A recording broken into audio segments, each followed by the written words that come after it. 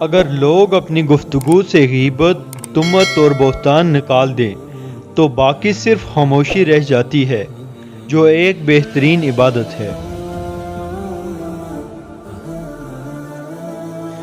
جب زندگی کے معاملات اڑ جائیں، سمجھ جاؤ تم نے دوسروں کے معاملات اڑائے ہوئے ہیں۔ آسانیاں دو، آسانیاں ملیں گی۔ مطمئن اور پرسکون زندگی وہی لوگ گزارتے ہیں جو امیدیں آسمان میں بسنے والے رب سے رکھتے ہیں۔ ہم میں سے ہر ایک دوسرے پر یہ ثابت کرنا چاہ رہا ہوتا ہے کہ میں تم سے ذہانت کے اعلیٰ درجے پر فائز ہوں اور زیادہ معلومات رکھتا ہوں، اور تم ایسے ہی ہو اور تمہارا کوئی حال نہیں ہے۔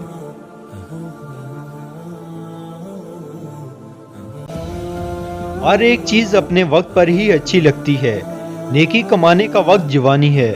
افسوسناک بات یہ ہے کہ ہم نیکی اس وقت کرتے ہیں جب برائی کے قابل نہیں رہتے۔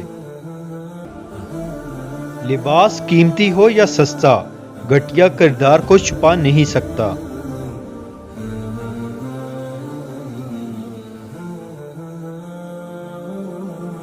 جب تم کسی میں کوئی عیب دیکھو تو اسے اپنے اندر تلاش کرو، اگر اپنے اندر پا لو تو اسے نکال دو، یہی حقیقی تبلیغ ہے۔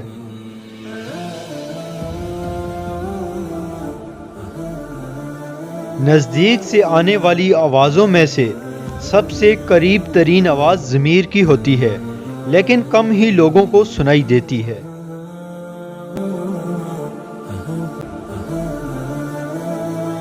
جب سورج غروب ہونے لگتا ہے تو چھوٹے چھوٹے آدمیوں کے سائے بھی بہت بڑے ہو جاتے ہیں۔ انسان ایسا غافل منصوبہ ساز ہے جو اپنی ساری پلاننگ میں کبھی اپنی موت کو شامل نہیں کرتا۔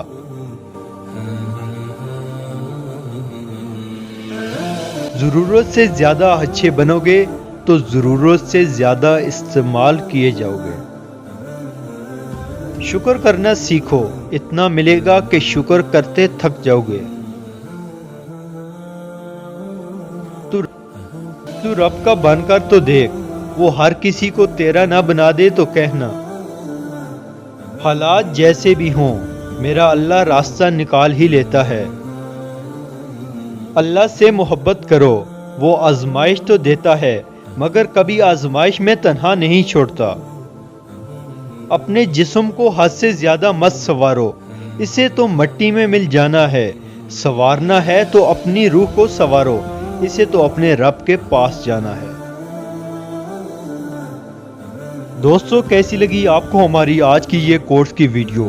اپنی رائے کا اظہار کمنٹ باکس میں ضرور کیجیے گا ہماری حوصلہ افزائی کے لیے، تاکہ اسی طرح کی مزید مزیدار کورس کی ویڈیو آپ کے لیے لے کر آتے رہیں اور بار بار ملتے رہیں۔